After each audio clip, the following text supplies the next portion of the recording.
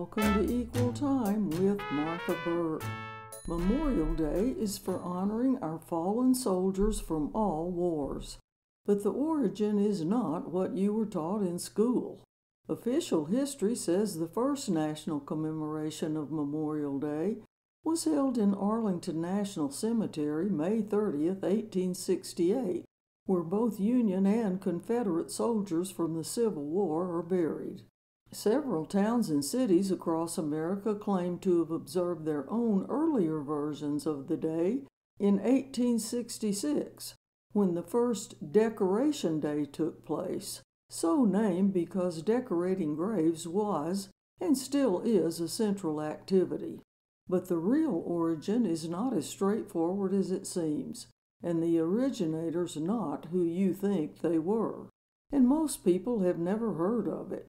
That's no doubt because the creators were lesser members of society, former slaves, oppressed, persecuted, and erased from history for more than 100 years.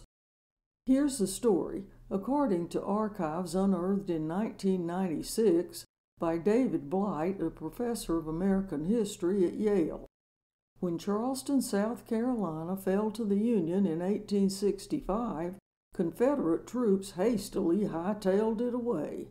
They left behind bodies of more than 260 Union troops who had died from exposure while imprisoned in an open-air infield of a city racetrack.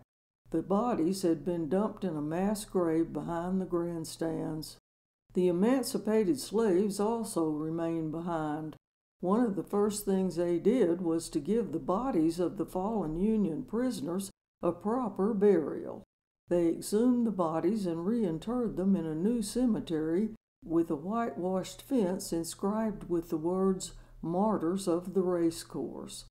On May 1st, 1865, 10,000 people, mostly freed slaves and a few white missionaries, paraded around the track to commemorate those who died.